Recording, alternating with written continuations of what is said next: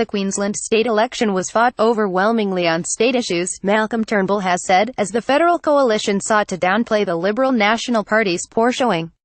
The Nationals MP George Christensen has broken ranks, sheeting a lot of the blame home to the Turnbull government, but senior government members including Matt Canavan said there was no real discussion of federal issues in this campaign and the story would be different at the next federal election. Federal Labor has trumpeted the Queensland result as a vindication of Premier Anastasia Palaszczuk's decision to rule out governing with One Nation and warned that the Turnbull government and coalition MPs should be nervous that they will lose seats in Queensland at the next election. The Palaszczuk Labor government is on track to win at least 44 seats, just a few short of a majority 47, and leads in other key toss-ups, making it the only party in a position to reach a majority. On Sunday afternoon, the ABC's election analyst, Anthony Green, called the election for Labor, predicting it would form majority government with 48 seats.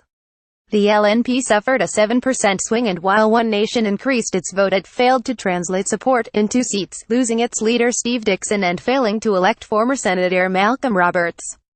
Christensen, who has promised to cross the floor to vote for a banking commission of inquiry and previously threatened to quit the coalition, issued a public apology to One Nation voters for the LNP failing to stand up more for conservative values. "A lot of that rests with the Turnbull government, its leadership and policy direction," he said. George Christensen at Get Christensen to elders who voted One Nation, "I'm sorry we in the LNP let you down. We need to listen more, work harder, stand up more for conservative values. Regional QLD do better to win your trust vote.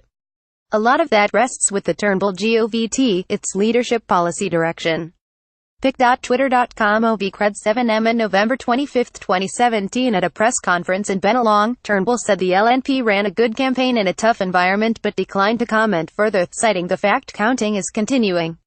"Neither side has a majority, so I will leave the analysis until after all the facts are in," the Prime Minister said. Asked if he had harmed the LNP's chances, Turnbull said the campaign was overwhelmingly fought on state issues and voters could distinguish state and federal elections.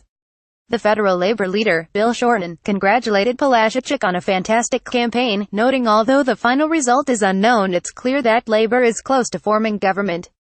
Queenslanders have put their trust in Anastasia Palaszczuk as a strong and courageous leader who refused to horse trade her values with One Nation, he said. The Liberals and Nationals are suffering from one end of Australia to the other as a result of the Turnbull government. On Sunday, Canavan told ABC's insiders the result showed there is a very challenging political environment, particularly in regional Queensland, where the swing against the LNP or the swing for the One Nation party was strong. The Resources and Northern Australia minister said he would not sugarcoat the poor result for the LNP but blamed the Conservative vote splitting between the LNP and One Nation. Canavan suggested the result will be different at a federal election, citing the fact the Nationals campaigned separately and some LNP members sit in the Nationals party room to argue they will be able to win support in the regions. The Resources minister said if Labor continued to oppose a proposed $1 billion concessional loan to the Adani mine, it would be hung around their necks like a millstone and cost its support in regional Queensland. Canavan conceded the Queensland government can veto the loan to the mine, saying they are within their rights to do that. "I suppose the Labor Party wouldn't break another promise and backflip again," he said, before suggesting that if the independent Rockhampton Mayor, Margaret Strello, wins the undecided seat of Rockhampton, she could force Labor to rethink its opposition to the loan. The Federal Minister for Cities and Liberal MP Angus Taylor also downplayed federal implications, noting the coalition had a worse primary vote in Queensland elections in 1998 and 2001 but went on to win subsequent federal elections. Taylor said the Queensland election showed that if people voted for smaller Conservative parties, the unintended consequence of doing that may well be putting Labor in power or keeping Labor in power. The second message is we do have to keep this balance between urban Liberals and regional Liberals, between Conservative and smaller classical Liberals. That balance is crucial to the success of the Liberal Party. Speaking to Sky News, the Labor Senator and former Queensland State Secretary, Anthony Chisholm, said the election was a strong rejection of One Nation and said the LNP campaign was dogged by Tim Nicholls' refusal to rule out governing with One Nation support. Chisholm said Nicholls had run the same hollow lines as Malcolm Turnbull and suggested federal coalition MPs in Flynn, Capricornia and Leichhardt should be pretty nervous about the state result. While the Greens failed to unseat the Deputy Premier, Jackie Trad, they remain in contention to win the inner Brisbane LNP seat of Maiwar. Chisholm criticised the Greens for targeting trade while neglecting My War. He said federally the Greens' vote is not as concentrated in Brisbane as in Melbourne and predicted they would fail to pick up seats from the ALP. The federal Greens leader, Richard Di Natale, told ABC 24 the result was outstanding for the Greens, citing double-digit swings in inner Brisbane electorates.